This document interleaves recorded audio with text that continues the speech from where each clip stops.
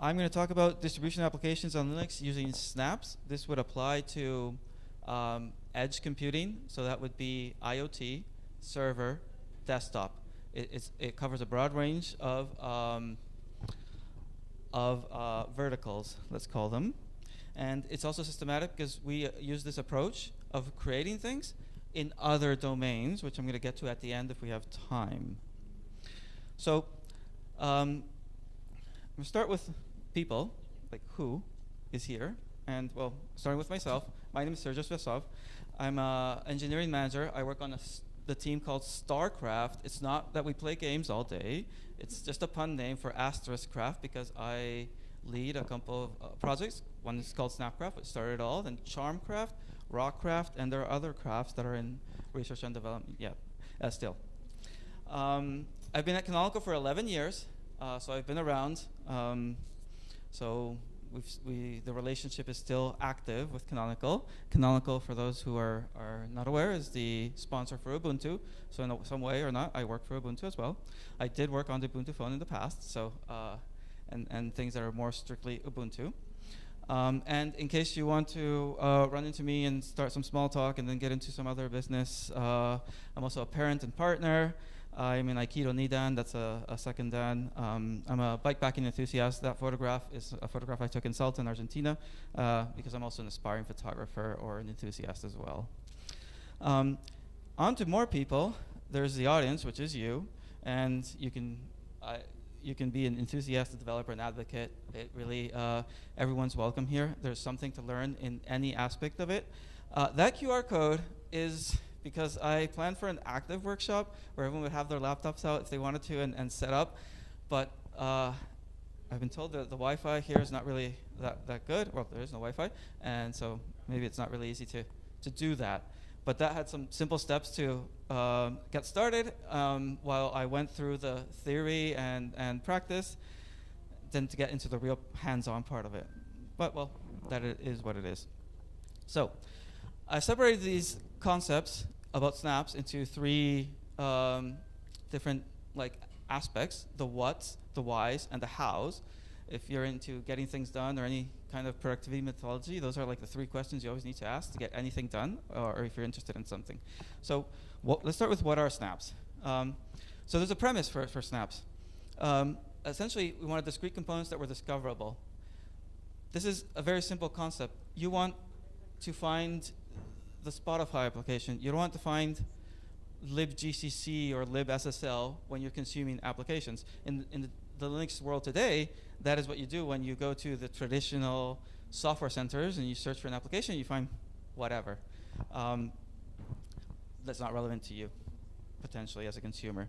There's a streamlined publisher workflow. This is very different in the domain of at least Linux desktop and potentially IoT devices as well, because it's very straightforward. There's a direct communication I'll get into in a bit. Bases to work everywhere. If anyone did Java before, this is kind of like one jar to rule them all. Well, this is kind of like one snap to rule them all kind of concept.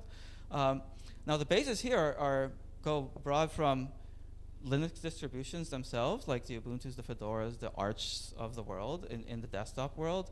It broadens for the server, so you can go Oracle Linux, you can go CentOS, you can go, Ubuntu. And it also broadens the verticals. The verticals would be the things I mentioned at the start: IoT, server, desktop, anything I cannot think of right now, and a confined distribution. And this is really important because it sort of builds trust, which I'll also get into. So that's the premise for snaps. Now, just to go into what the traditional methods are today for application distribution in the world. And so to create and package an application, you need to know about the Linux internals. That's a very tricky task, because I don't know if anyone here has done Debian packaging in the past, but it's really hard. There's like all these files you need to know about, all these internals, all this policy that needs to apply, and then there's maintainer scripts and a plethora of things that you just need to be very diligent with, which leads to why it's complex packaging code.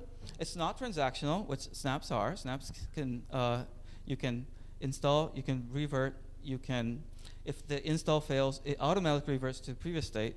So that is very useful for IoT. You deploy your new application version in a snap, it fails the update because some health check or something failed in the deployment, you get an auto revert.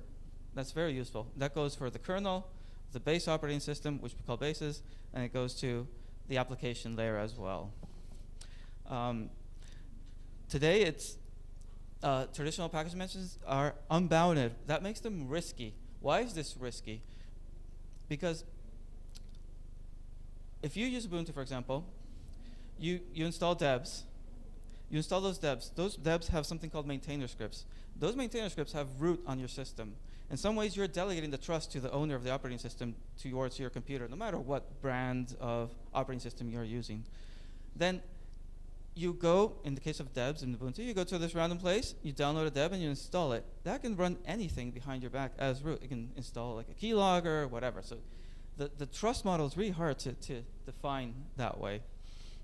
So now I'm going into why we went with snaps, or why use snaps. And one is like discoverability. So you have, again, a plethora of Ubuntu, Linux distributions. 1404 is end of life.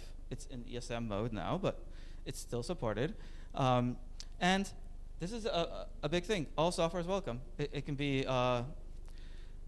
open source, closed source. And you say, why closed source? Well, closed source is we live in a complex world. Not everything can be open source, and we need to accept the fact that closed source exists. I still want to use Spotify. I still want to use Slack.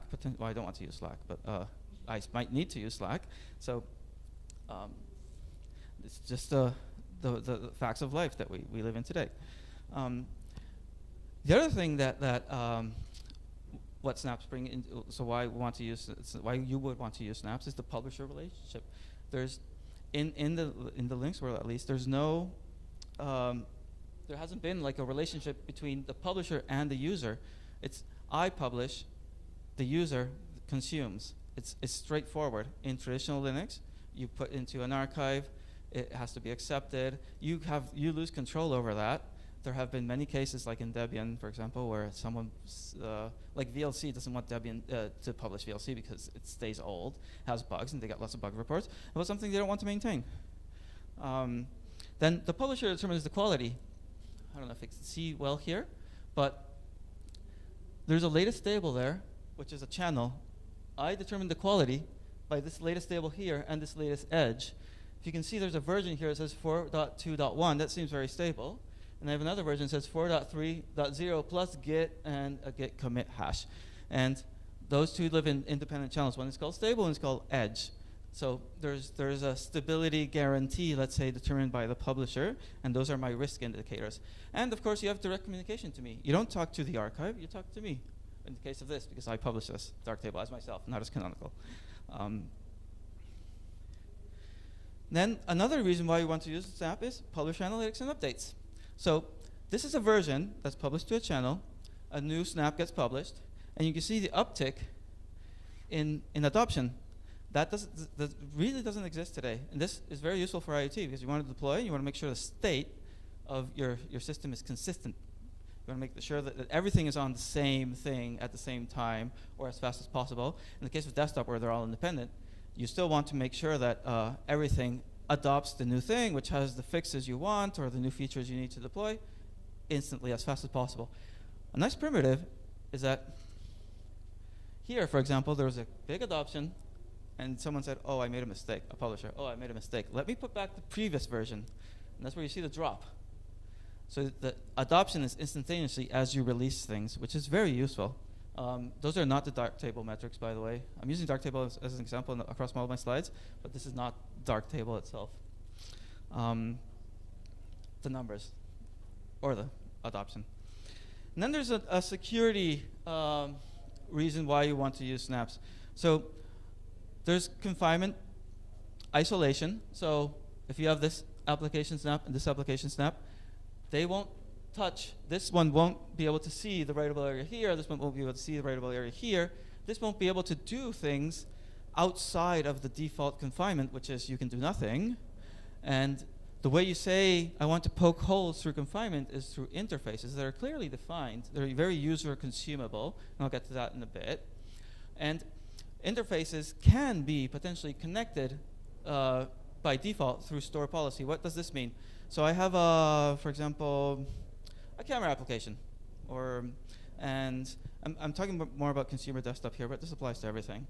I have a camera application, and I want to use the camera interface. I want to plug into the camera interface. So there's a security review there. Of course, you can always provide the interface and someone can manually connect, but there's a store review there for the auto connection, which essentially is carried in those signed documents. So all snaps are signed. Those signed documents will say this can auto connect. And how do you get that? Well, there's a team, a security team, a community team, an advocacy team that looks at all this stuff. And anyone that wants to applies publicly that they want to connect these things. There are other ways to do that, and I'll just get into it for Ubuntu core kind of little workloads. So yes, camera app, camera interface makes sense. You're granted. Now you have a solitaire application. You provide the camera interface. I want to connect that. It's like, why would you want a solitary application to have a camera interface? Do you want to spy on me while I play solitaire? Well, that's weird. No, you won't get it. But then you say, but my game is an online game and it's face to face. Okay, then it's a bit different. It's not going to be solitaire. I guess it's going to be something like poker. But I think you get the gist of it. So the defense and back and forth there is there to guarantee the consistency of the system. This is why the store is central. So it's trustworthy, secure. There are in Ubuntu core where you're doing your IoT device, which is a bit more complex. I'm not getting into here, but you have like a kernel snap, a base snap, your application snaps, and you have the thing called a gadget snap. The gadget snap can mediate those connections locally towards the device, but it's again an offering you would make for a system. So you don't really necessarily need to go through these more user consumable methods of deploying something. This is like a finished product, let's say. So how is this done? So snaps, essentially this is the ecosystem in an eagle-eyed view. So we have snapd, which applies policy locally, the interfaces I mentioned. It manages the installation, the removal, the refresh of all the snaps. Through how do we do that? Well, there's a command line client, the snap interface. There's also other interfaces like the front-end store, and there's interfaces that you can do to create your to hook up to that you can for you to create your own, like say snap clients. The snap command line too is where you would do like snap install darktable, for example, or snap refresh darktable, snap remove darktable, or snap revert darktable, or connect interface, snap connect this interface plug to this slot. Well, the snap store is pretty obvious, but I'll mention it anyways. Snapd talks to the snap store to consume all the snaps. That's where all the signed documents are. The snap repository is, and we get snaps into the store through Snapcraft, which is kind of like the main part of this conversation: how to create a snap that is useful. How do we determine trust in snaps? Well, there's a social side, and then there's a more technical side. So the social side is that we have the concept of verified publishers and star developers. Verified publishers is a thing you do with entities. So it's the Microsofts, the Spotifys of the world. It's where you can veto that this is actually Spotify. This is actually Microsoft. That's represented in the store by a check mark. Star developer is a me or a you that is very good at maintaining, developing, and providing support for snaps. For example, more in like the open source world, like my Darktable thing is an open source product. I just maintain it. I could become a star developer if I wanted to. I just apply, and it's kind of like applying to Ubuntu developer membership or some other open source community membership, where you apply and lots of people come that are members already and say, okay, you're good. You should work more on this. You come back later, or yes, good to go. The interfaces I mentioned are descriptive. These are the interface names: desktop, network, bind, network status, OpenGL, removable media. It's very descriptive, very easy to consume. You can use that snap command line thing to connect, or you can use this other snap client, which is a graphical client written in Flutter, as a snap as well, where you just toggle the buttons and it just happens. And what happens when you toggle this? Well, the interfaces leverage all those technologies: AppArmor, seccomp, kernel namespaces, kernel capabilities, C groups, and UDEV rules. If you're familiar with how container runtimes work, all this is pretty familiar, because essentially that is what a container is. Or there is no definition of real container in Linux, really. It's a set of tools that have been jumbled together to create the concept of a container. It's not like Solaris or FreeBSD, where there's a real concept of container. It's a lot of things that have been mangled together. So what happens, for example, AppArmor is a LSM, it's a Linux security module. It will leverage permissions or access, for example, to DBoss or file paths. Seccomp is, I'm not sure if everyone's familiar, but I'm going to mention it anyways. Seccomp is a filter for syscalls, so you would be allowed or not to do syscalls like open, write. Those would generally be allowed, but there are other more complex ones.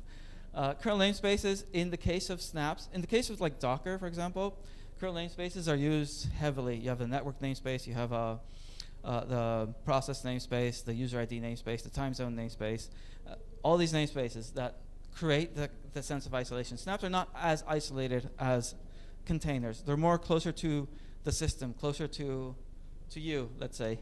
So the only namespace we use in snaps at runtime is the mount namespace for a particular reasons that we're not really going to get into today. And then C groups generally are used for a lot of things, but the most important thing is to create a process control group. So then the snap at runtime has full control of that process. So if you remove it, all the processes go away. If you refresh, there's awareness of that refresh needing and the process is running, and so on and so forth. And if you need to destroy the entire set, it's easy to do. And UDEV rules, I don't know if anyone wrote UDEV rules in the past, but it's horrible. It's error prone. I've written them my fair share when I worked on the Ubuntu phone and when I did device enablement way back as well. Like it's not fun. It's not fun. There's just one extra space, and nothing works. You don't know why. So UDEV rules generally determine access mostly for hot plugging kind of things, which also help. Like if I have an IoT device and I have an I2 square C interface, when I connect that interface, it would create a UDEV rule on my behalf to say, okay, this thing when connected will be enabled and workable. And as like snapd, when you install, apply connection or execute, different things of these are triggered, but essentially that's when that happens. So I'm going to see how much amount of time. Okay, so how do we do publication? So earlier I was talking about versions. This is a different concept entirely in the world. Because in traditional systems, you would use client-side logic to determine what version of a piece of software you want to be in. So if you apt update, for example, you say, I won't update. My client says, what's in the remote? And we'll say version 2. What do I have? Version 1. Okay, I'll update. But if I have version 2 already, I'll say, no, don't update. So here, versions are symbolic. What really matters is the revision number. So that 98, that 97, that 100, that 97. So to simulate the graph earlier where there was this uptick and drop, I can explain this here. So for example, I have 98. I released 98. So we have an uptick in adoption. And then I released this 100, which is the 4.3.0 plus Git to stable. I released that to stable. So then everyone will start adopting 100, and it's like, oh, I made a mistake. I shouldn't have released that there. So I put 98 back there. So the numbers don't matter for resolving where you need to be. The Snap client just says, or snapd asks the store, where do I need to be?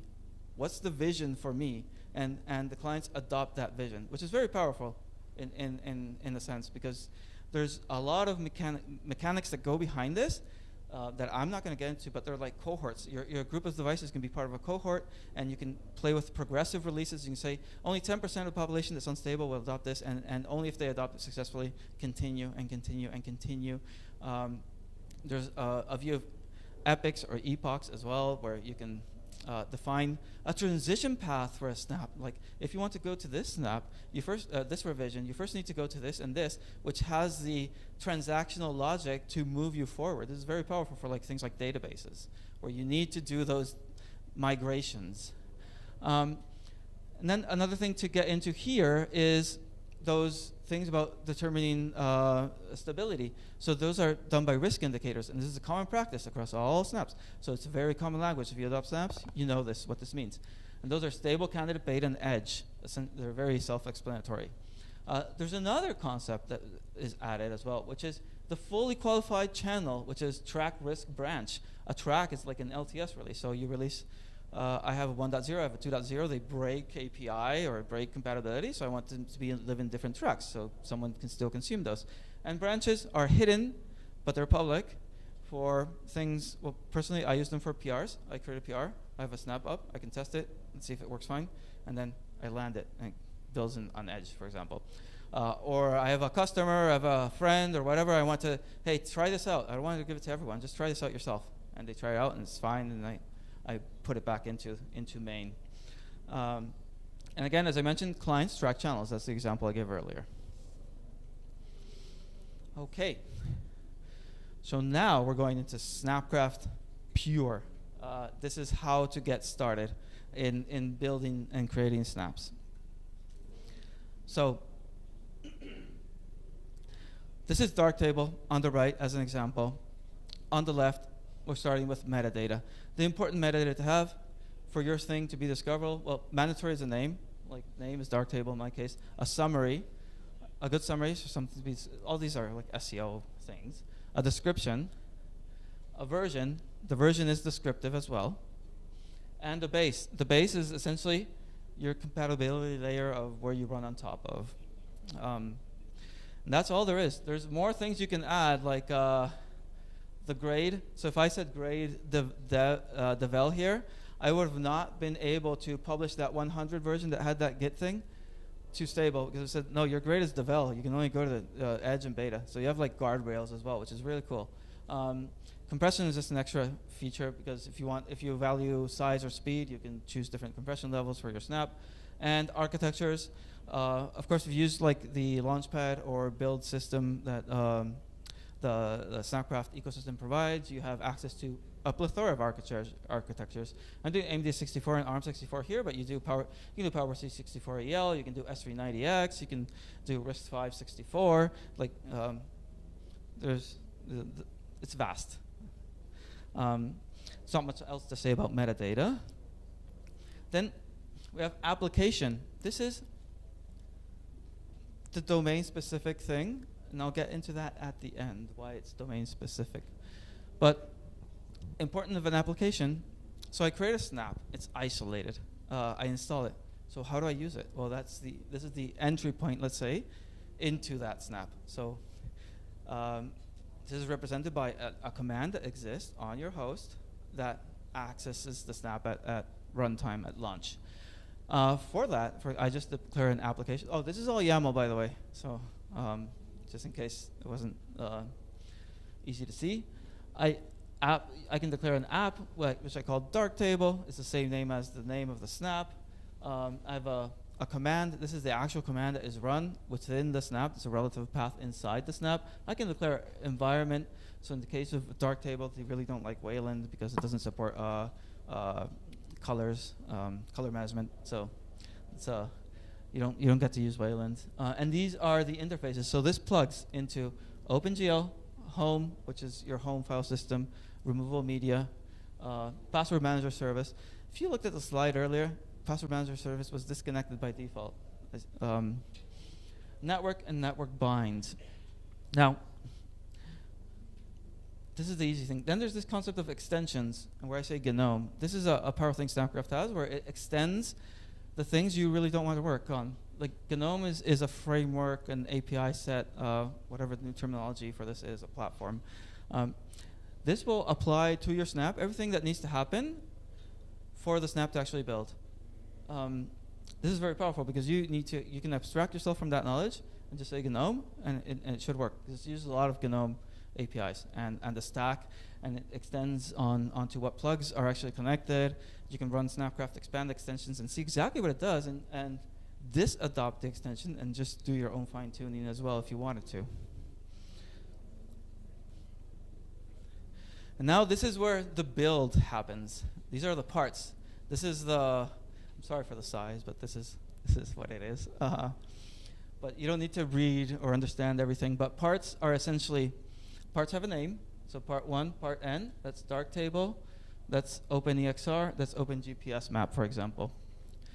Parts build in order. They have a pull build that is isolated. So you do Snapgraph pull, for example, and this source is pulled here. The source defined here is pulled here. The source defined here is pulled here. All that happens is in isolation. They go into their own private space. Then you run Snapgraph build. Well, this will build independently from this. If that is the default. There's a trick here, though. If you have, like in this case, my Darktable snap depends on OpenEXR and OpenGPS map to be built. I need libraries. I need development headers for that. So how do I get there? Well, I use this after keyword. I say this can only build after OpenEXR and OpenGPS map. What does this do? This would stage these two. So imagine these are OpenEXR and OpenGPS map. This would be staged here into this common area. This is the staging step. This will be staged here.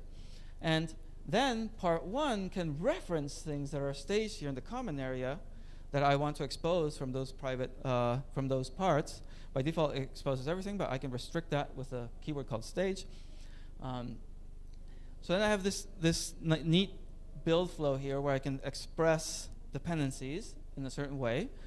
And you can see here me using those with this build environment, which is a keyword in the part where I say the C flags should use package config. Don't worry if you don't know what package config is, but it uses definitions for building OpenEXR, or HarfBus in this case, and SDL2. There are other facilities in parts as well. It's like I don't need to build everything. I have a base. The base provides facilities. The base provides tooling. And I have, in the case of Core 22, which is the base snap I chose, that is Ubuntu 22.04 at the roots of it. I can leverage this thing that we call stage packages, so packages that were already built in Ubuntu, so I don't need to rebuild everything. And I can use build packages, so I can use this gets installed to the host, and those are like, I have libfun dev here for those that can't read, and I have libfun bin here for the runtime. So stage packages would eventually around here. Build packages would be on my build host somewhere here. And at the end, the last step is to prime. So I would have lots of development headers here, would be a problem. I would maybe have development libraries that I don't want or don't need. They're only useful for the build. So I can say only prime is like a pass filter, which would only allow certain things to be primed, and that results in my snap. So this is the meat of it, and this is the common thing for all the other crafts that I mentioned. Sorry, does anyone have any question? Maybe, perhaps. Yes, go ahead. My question is practically very simple. Regarding interfaces you mentioned earlier, so can they be more granular in terms of capabilities? Like, if I wanted to define some extra, some capabilities that were defined in the interface, like how does Snapd? All interfaces are defined in Snapd. It's an open source project. Anyone can contribute an interface definition. Interfaces have, I didn't want to get into this, but interfaces have, for example, I can show you at the end, but interfaces have a way to further define like the plug definition. So for example, I have, let's see, system files. It's an interface. It's essentially bring a file that's on the host system. This doesn't apply to Ubuntu Core, by the way. This only applies to like desktop and server. bring this file that exists on the system and use the mount namespace it to bring it inside the world view I have, and only this path and these permissions, read write, read only, things like that. And that's defined in the plugs section. So at the same level of parts, I would have plugs. I would say system files, colon, and further define what it can do or what it cannot do. This is very useful for defining like pin layout as well on a board. But I'm not getting into that. If you want, we can get into that at the end, because it's a bit tricky and very specific. I think my question was more in terms of the user preference. So, like, for example, I want to install this snap, but I don't want to. Let's say the snap has like a network interface enabled. So I guess the network interface enables maybe like a cabinet admin or some extra things. Oh no, it's very discrete. So you saw network, and there's network bind, and then there's network proxy. There's network control. There's network.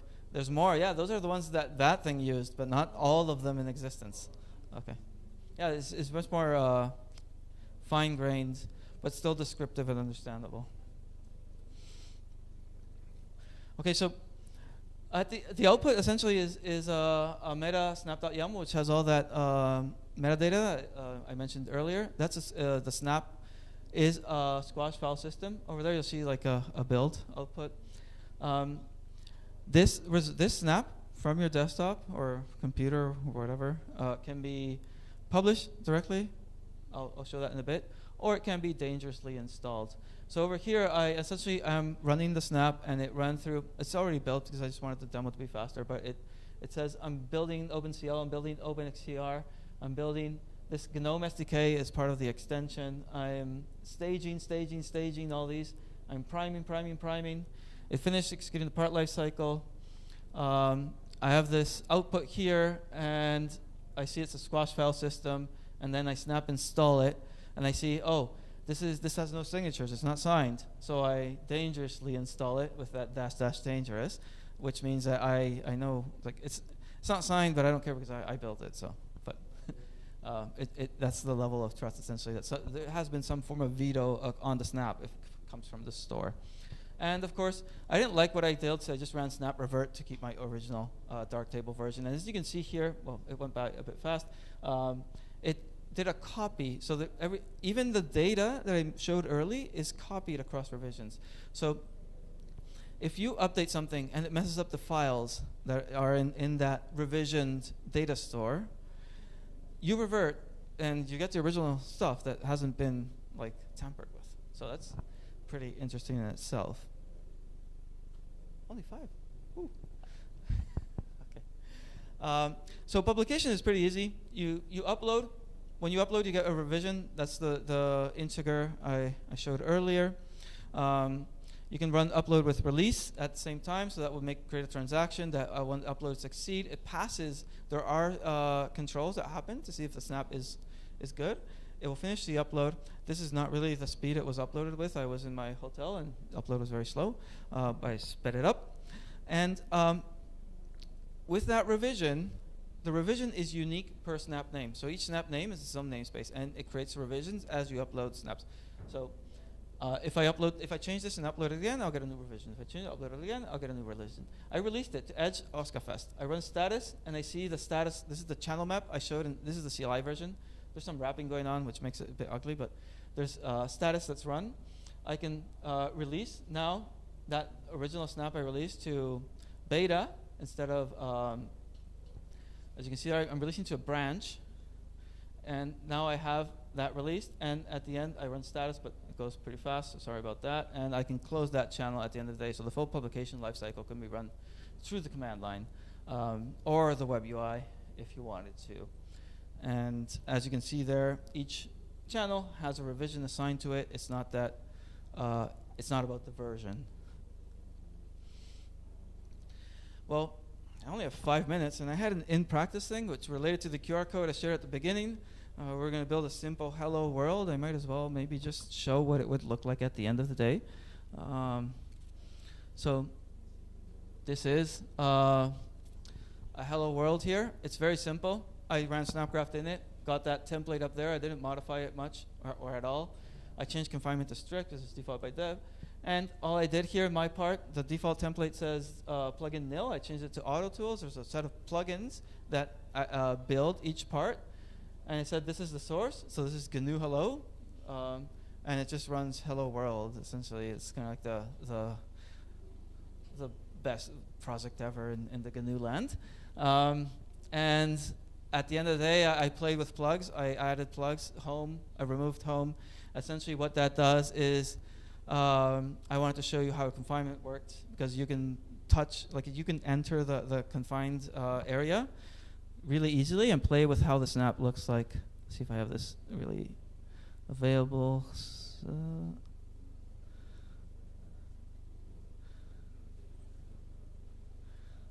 I have too many windows.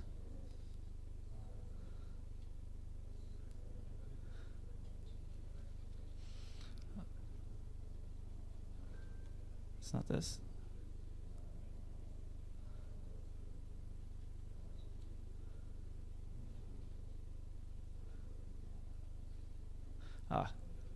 Well, I can enter the Darktable shell. So this is Darktable itself. I'm inside the context of the container. It's not running Darktable itself, but I can see that if I do cd snap, I'm allowed into the directory that represents the snap. I can, oh, that's my home actually, because I mistyped it. I'm inside the Darktable revision. I'm on revision 100.